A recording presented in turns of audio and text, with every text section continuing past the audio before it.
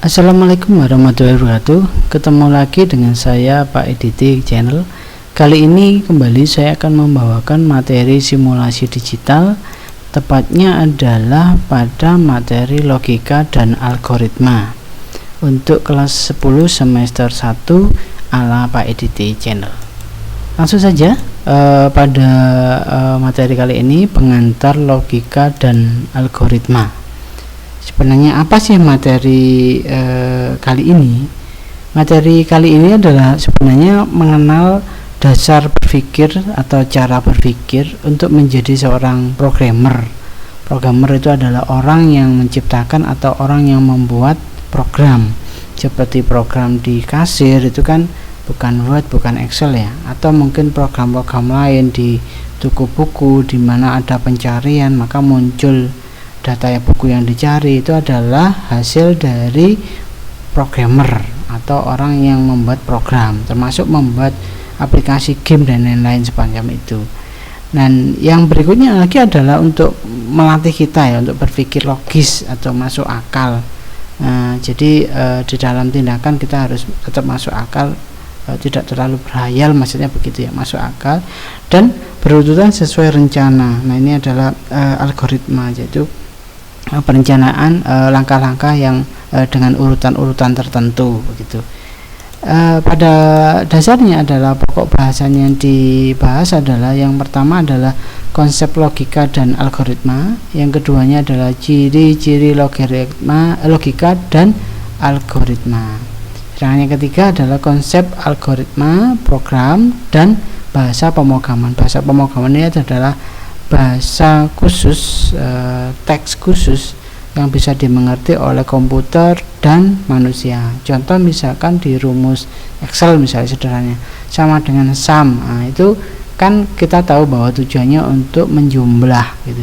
Dan itu komputer juga tahu bahwa kalau kita ngetikkan sama dengan sum, maka otomatis komputer itu akan menjumlah data kita. Itu adalah salah satu sedikit bahasa pemrograman. Yang lain banyak ya, mulai dari kata begin, end, dan lain-lain. Itu adalah bahasa masuk dalam bahasa pemrograman yang dimengerti oleh manusia dan dimengerti oleh komputer, sehingga itulah basic bahasa yang dipakai komunikasi di dalam membuat sebuah program. Nah, tujuan pembelajaran logika dan algoritma ini adalah satu, mengenal dan memahami logika dan algoritma. Dua, mampu membuat contoh penyelesaian masalah dengan menggunakan konsep logika atau masuk akal. Dan pengantar logika kali ini adalah pertama, pasti kita akan mengenal pengertian logika. Apa sih itu logika? Sebenarnya prinsipnya seperti ini. Secara teoritisnya adalah logika adalah kemampuan seseorang manusia untuk berpikir dengan akal, menggunakan akal ya, dengan akal tentang suatu permasalahan yang kemudian menghasilkan sebuah kebenaran. Jadi logikanya harus masuk akal dan mengarah sebuah kebenaran. Logika sering dihubungkan dengan kecerdasan, di mana seseorang yang mampu berlogika dengan baik sering disebut dengan pribadi yang cerdas ya. Logika identik dengan masuk akal dan penalaran. Masuk akal dan penalaran, di mana penalaran adalah salah satu bentuk pemikiran. Pemikiran adalah pengetahuan tak langsung yang didasarkan mungkin dengan suatu kebenaran atau mungkin dengan kesalahan. Nah, definisi logika yaitu dari beberapa keilmuan, yaitu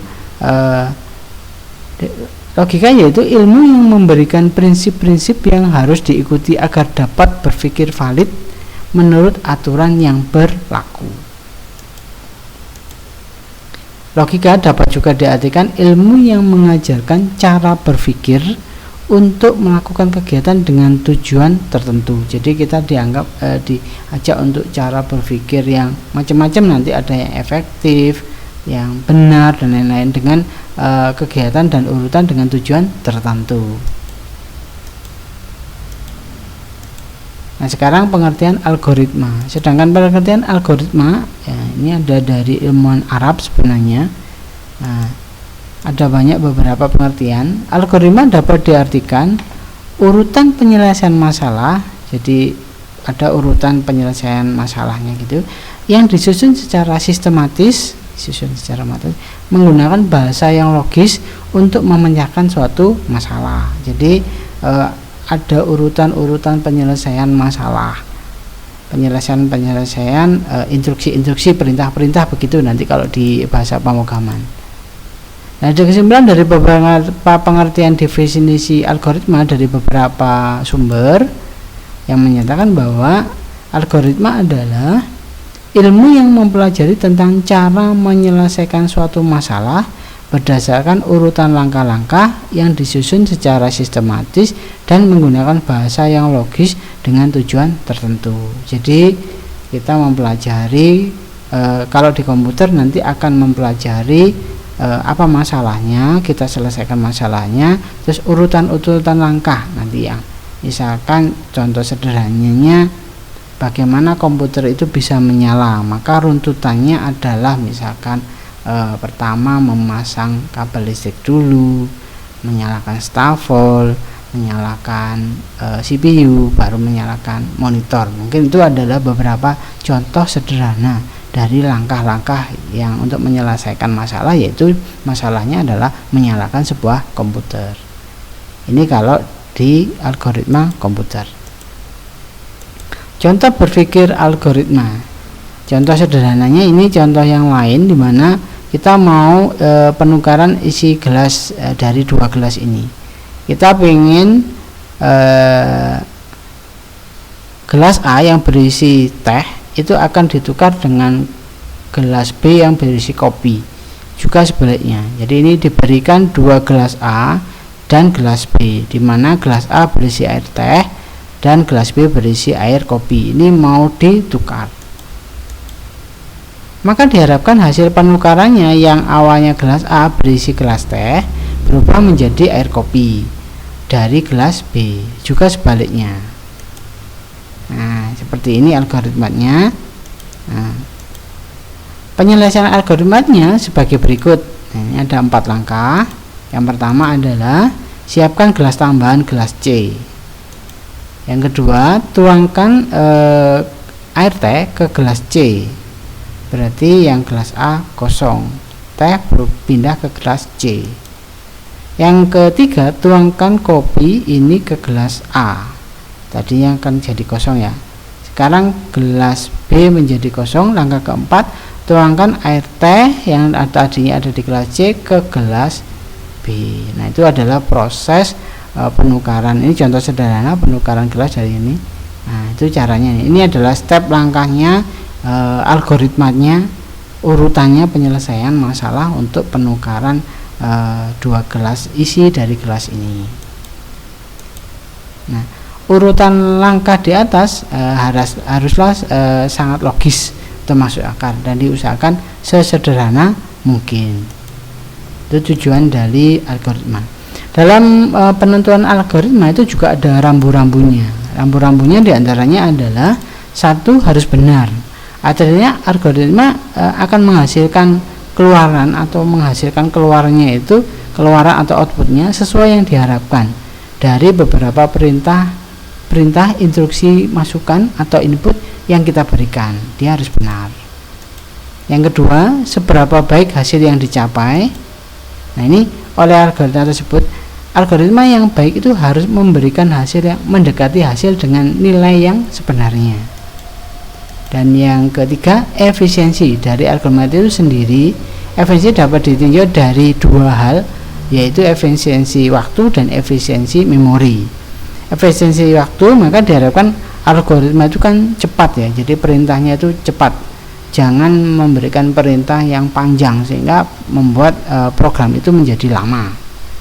Juga yang dari B, membutuhkan memori yang sedikit ya, diharapkan memorinya pun juga nggak banyak ya, maka itu efisiensi dari sebuah konsep algoritma dan sebuah konsep pemrograman nantinya. Tujuan kita mempelajari logika dan algoritma adalah agar kita dapat membiasakan diri melakukan suatu perencanaan apabila menyelesaikan suatu masalah untuk memberikan solusi yang optimal. Ini adalah tujuan kita mempelajari logika dan algoritma.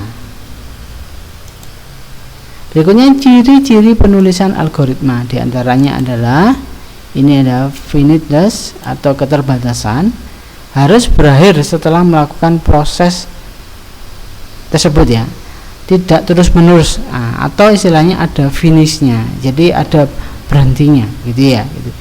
Tidak ada keterbatasan, harus dibatasi. Yang kedua adalah kepastian atau definiteness. Setiap langkah harus tepat, tidak boleh berarti ganda, double, atau menimbulkan instruksi yang ambigu. Yang ketiga, masukan atau input atau perintah instruksi algoritma harus memiliki perintah atau masukan. Yang keempat, cirinya adalah menghasilkan hasil keluaran atau output. Biasanya algoritma dapat mengeluarkan hasil atau keluaran. Yang kelima, efektivitas. Algoritma harus efektif langkah-langkahnya dan dalam waktu yang wajar. Jadi langkahnya jangan terlalu panjang dan dibutuhkan waktu yang kalau bisa cepat. Berikutnya adalah sifat penulisan algoritma. Ya, ini yang pertama adalah tidak menggunakan simbol bahasa pemrograman (B). Nah, jadi tidak simbol atau sintak bahasa pemrograman, tidak menggunakan simbol atau sintak dalam bahasa pemrograman tertentu. Yang kedua, tidak tergantung pada bahasa pemrograman tertentu. Yang ketiga, notasi untuk semua bahasa pemrograman. Notasinya dapat digunakan untuk seluruh bahasa pemrograman apapun.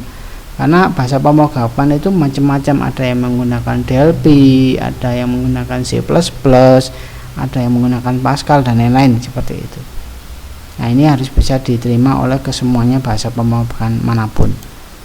Yang keempat adalah mempresentasikan urutan kejadian secara logis dan dapat diterapkan dalam sehari-hari. Itu sifat penulisan sebuah algoritma. Berikutnya sifat penulisan algoritma yang berikutnya adalah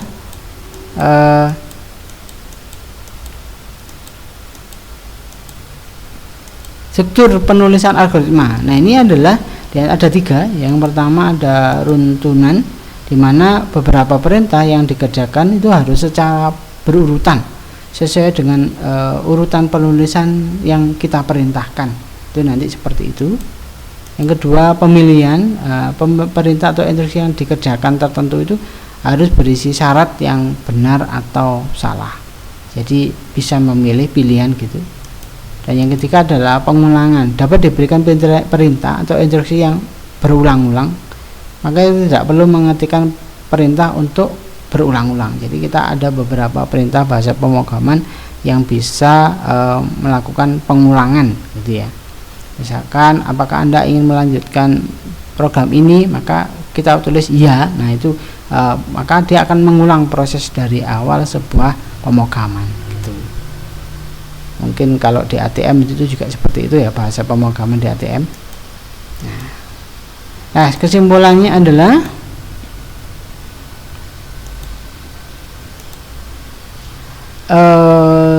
berarti materi logika dan algoritma ini ke depan adalah dasar pemikiran apabila kita ingin menjadi seorang programmer, tukang desain atau tukang pembuat program ya.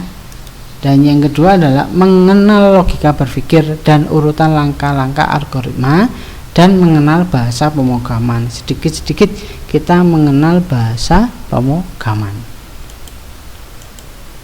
Dan yang ketiga, memahami logika berpikir yang logis atau masuk akal dan langkah penyelesaian masalahnya atau algoritmanya dalam kehidupan sehari-hari.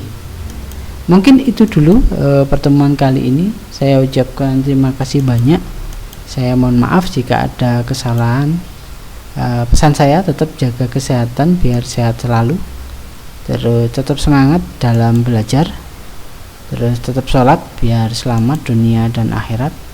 Tolong di subscribe, like, and share pada teman-teman sama yang membutuhkan, karena subscribe itu gratis.